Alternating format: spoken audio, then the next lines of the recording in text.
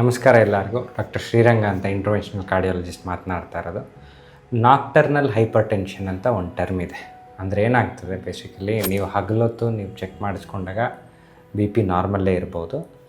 But ಅವರಿಗೆ ನೈಟಲ್ಲಿ ನಾರ್ಮಲಾಗಿ human response ಏನಿರುತ್ತೆ ಅಂದರೆ ಮಲಗಿದಾಗ ಬಿ ಪಿ ಚೂರು ಕಮ್ಮಿ ಆಗಬೇಕು.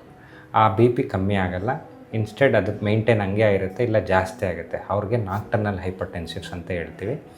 ಇದನ್ನು ಹೆಂಗೆ ಕಂಡುಹಿಡಿತೀರಾ ಡಾಕ್ಟ್ರು ಅಂತ ಕೇಳಿದ್ರೆ, ಅದನ್ನು 24 hours ಬಿ ಪಿ ಮಾನಿಟ್ರಿಂಗ್ ಅಂತ ಹೇಳ್ತೀವಿ. ಅದು ಮಿಷಿನ್ ಹಾಕ್ಕೊಳ್ತೀವಿ, ಆಂಬ್ಯುಲೇಟ್ರಿ ಬ್ಲಡ್ ಪ್ರೆಷರ್ ಮಾನಿಟ್ರಿಂಗ್ ಅಂತ. ಅದು ನಾಗದಲ್ಲಿ ಆ ಪೇಷಂಟ್ಸಿಗೆ ನೈಟ್ ಕೂಡ ಮೆಷರ್ ಮಾಡಿರೋ ಬಿ ಪಿ ಹೈಯರ್ ಸೈಡ್ ಇದ್ದಾಗ ಅವ್ರನ್ನ ನಾಕ್ಟರ್ನಲ್ ಹೈಪರ್ ಟೆನ್ಸಿವ್ಸ್ ಅಂತ ಹೇಳ್ತೀವಿ.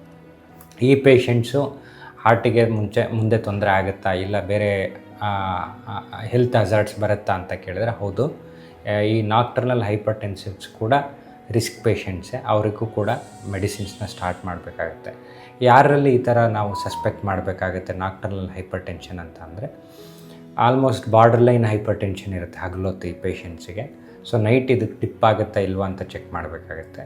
ಇಲ್ಲಾಂದರೆ ಆಟೋನಮಿಕ್ ಡಿಸ್ಫಂಕ್ಷನ್ ಅಂತ ಇರುತ್ತೆ. ಲಾಂಗ್ ಸ್ಟ್ಯಾಂಡಿಂಗ್ ಡಯಾಬಿಟಿಕ್ಸಲ್ಲಿ ಆಟೋನಮಿಕ್ ಡಿಸ್ಫಂಕ್ಷನ್ ಅಂತ ಕಾಮನ್ ಇರುತ್ತೆ.